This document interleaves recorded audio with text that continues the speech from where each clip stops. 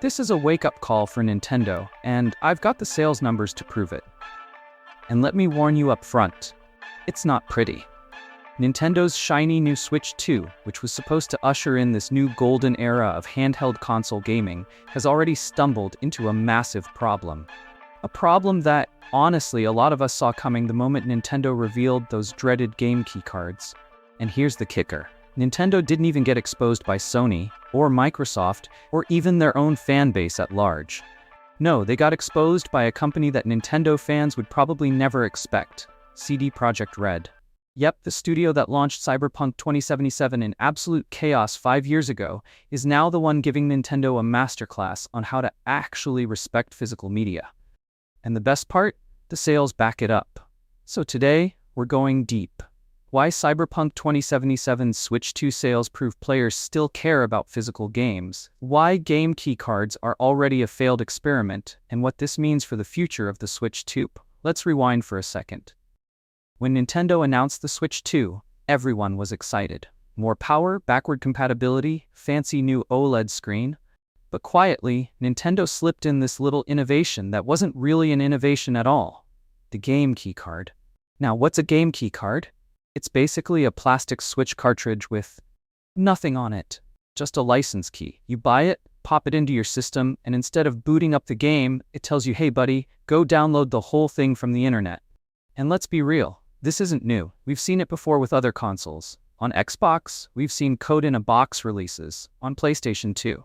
But here's the problem. Nintendo built its reputation on physical media.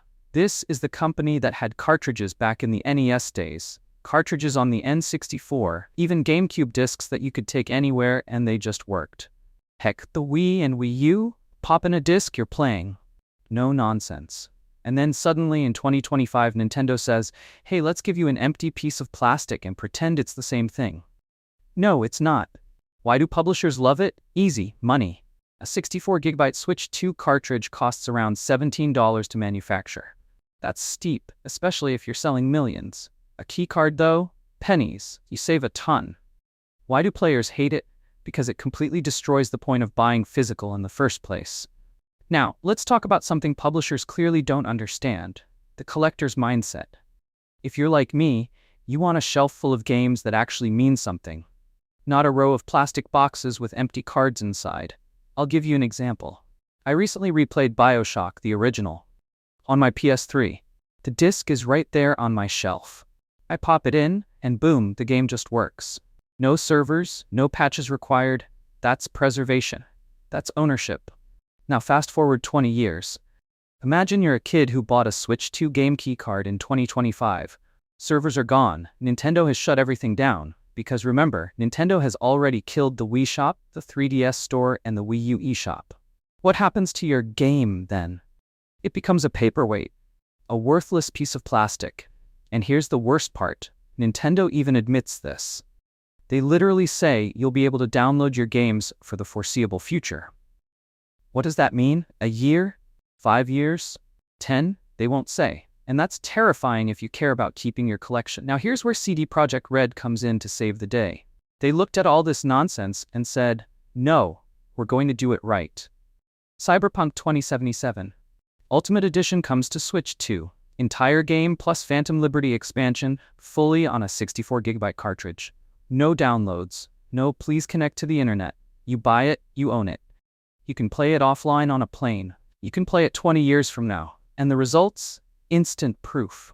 Cyberpunk became the best-selling third-party game on Switch 2 at launch. In the US, it was second only to Mario Kart World in physical sales. In the UK, same story. Top-selling third-party launch title. Let that sink in. An M-rated 5-year-old game outsold Hogwarts Legacy on Switch 2. Outsold Street Fighter 6. Outsold Hitman. All of which are newer, younger, or more family-friendly. All of which were released as game keycards. And every single one of them underperformed. One publisher even admitted their sales were below our lowest expectations. Translation: nobody wants your fake physical release. Now, some people will argue, well, Cyberpunk was just a big shiny launch title, that's why it sold. And sure, timing matters. But if that's the case, why didn't Hogwarts Legacy, one of the biggest franchises in the world, chart higher? Why didn't Street Fighter 6, a legendary fighting game series, make a splash? The difference is obvious. Cyberpunk was fully on a cartridge. That alone became part of the marketing hook. CD Projekt Red even leaned into it in their PR, basically saying, "Hey Nintendo fans, we hear you. You care about physical, so here it is." And players rewarded them for it. Meanwhile, collectors are all over forums praising CD PR. I've seen people say, "I already own Cyberpunk on PS5, but I bought the Switch 2 version just to support proper physical releases." That's not normal buying behavior. That's a protest vote. And it worked. So what happens if Nintendo ignores this? Well, the sales charts won't lie. People will keep skipping game keycards. Inventory will sit unsold. Publishers will quietly admit defeat. And the Switch 2, which should be this golden era of hybrid gaming, will end up with a fractured, half-baked physical library. And then what? When the Switch 3 rolls around, are we just done with physical entirely? Because that's the road Nintendo's heading down right now. And if that happens, you can kiss game preservation goodbye. So here's the message, plain and simple. Cyberpunk 2077 wasn't just a good Switch 2 port. It was a statement that players still care about physical media. A statement that publishers can't cheap out and expect people to buy empty boxes. And a statement that if you put your full game on a cartridge, we will show up. To publishers, take the gamble. Spend the extra on a 64GB cartridge. Market it as a real, complete release. You might be surprised at how much better it sells. And to players, keep voting with your wallet. Support the games that do it right. Leave those empty boxes on the shelves to collect dust. Because at the end of the day, we decide the future of physical games. Not Nintendo, not EA, not Ubisoft, us. But I want to know what you think. Have you bought a game key card on purpose? Or do you refuse like me? Did you pick up Cyberpunk 2077 on Switch 2 just to support physical? Let's talk down below. Thanks for watching, thanks for subscribing, and we'll see you next time.